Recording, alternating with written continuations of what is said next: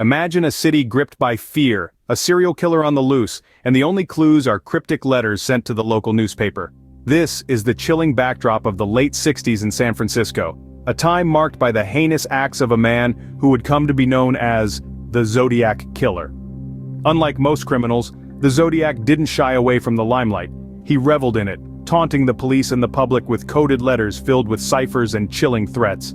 In these letters, he didn't just claim responsibility for the brutal killings that had the city on edge, he relished in them. And as if his deeds weren't terrifying enough, in one of his letters, he claimed to have killed 37 people, a number far exceeding the confirmed victims. As chilling as they were, these letters were merely the beginning of the Zodiac's reign of terror. The nightmare began on a cold December night in 1968. A chilling wind swept through the quiet town of Benicia, California, carrying with it a harbinger of the terror to come.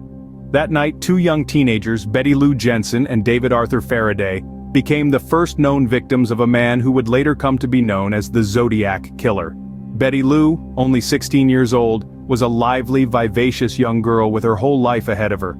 David Arthur Faraday, a year older, was a popular high school student known for his friendly demeanor. They were the picture of youthful innocence, a stark contrast to the horrifying fate that awaited them. On that fateful night, the pair had planned to attend a Christmas concert. However, they never made it to their destination. Instead, they were found lying outside their bullet-riddled car, discarded on the side of a lover's lane. The grim scene painted a chilling picture: Betty Lou, lifeless, with 5 gunshot wounds to her back, and David, his life slipping away as he succumbed to a fatal bullet to the head on his way to the hospital. The brutality of the crime sent shockwaves through the community. Who could commit such a heinous act? The question hung heavily in the air, a palpable cloud of fear and uncertainty. The authorities were left with more questions than answers, and the town was left with a sense of dread that lingered long after the sirens had faded. This was not a random act of violence, it was a meticulously planned, ruthlessly executed attack. It was a message, a deadly introduction from a killer who relished in the fear he instilled, a man who would soon name himself the Zodiac. The murders of Betty Lou Jensen and David Arthur Faraday were just the beginning. This brutal act marked the beginning of a reign of terror that would haunt San Francisco for years. The Zodiac Killer had made his first move, and the city would never be the same. Half a year later, the Zodiac struck again. This time, the stage of his sinister performance was set only 4 miles away from the first crime scene. A couple seeking solitude under the starry night parked their car on a secluded road, unaware they were about to become the next targets of the Zodiac. The victims were Darlene Ferrin, a popular waitress, and Michael Mageau, a young man with a whole life ahead of him. They had no idea that their quiet night was about to turn into a nightmare. The tranquility was shattered by the sudden, brutal attack. Both were gunned down in cold blood, but unlike the first attack, this time, there was a survivor. Michael Mageau, despite being critically injured, miraculously survived the Zodiac's onslaught. His survival provided the police with the first physical description of the elusive killer. Mageau described the assailant as a heavy-set white man, standing around 5'8". He painted a picture of an average-looking man blending effortlessly into society, yet hiding a monstrous secret beneath the ordinary facade. His description, though helpful, was frustratingly vague. It fit countless men in San Francisco, making it a daunting task for law enforcement to narrow down the suspect pool. They now had a face to go with the crimes, but it was a face that could be seen on any street, in any neighborhood.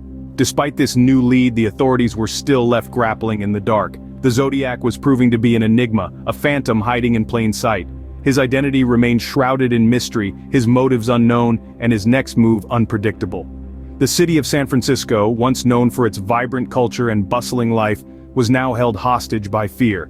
The second attack marked a chilling escalation in the Zodiac's reign of terror. As the body count increased, so did the audacity of the killer.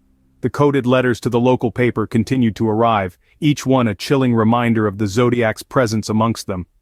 Despite having a survivor, the identity of the Zodiac Killer remained a mystery. The investigation was far from over, and the Zodiac was far from done. The Zodiac Killer's crimes sparked fear and intrigue, leaving a legacy that still haunts us today.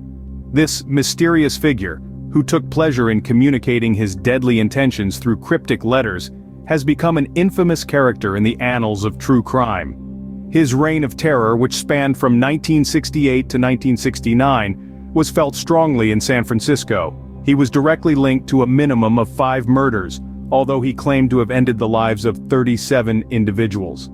The first victims, Betty Lou Jensen and David Arthur Faraday, were found outside their bullet-riddled car. Jensen succumbed to 5 gunshot wounds, while Faraday suffered a fatal bullet to the head. Half a year later, another couple fell prey to the Zodiac. One survived, but the other met a tragic end.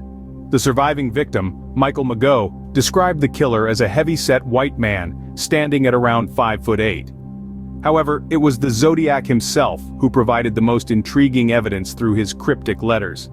These letters, filled with coded messages that taunted the police, made him an enigma that continues to captivate the world. Despite the ongoing investigations and numerous theories about his identity, the Zodiac Killer remains at large. His ability to evade capture has only added to his mystique, making him a figure that continues to inspire fear and fascination in equal measure. In the world of true crime, few figures have managed to keep their identities hidden while leaving such a profound and lasting impact. The Zodiac Killer's legacy is one of terror, mystery, and a haunting reminder of the human capacity for evil. He has become a symbol of the unsolved and the unknown, a testament to the limits of law enforcement and the enduring allure of the unspeakable. Decades later, the Zodiac Killer's identity remains one of the greatest unsolved mysteries in true crime history.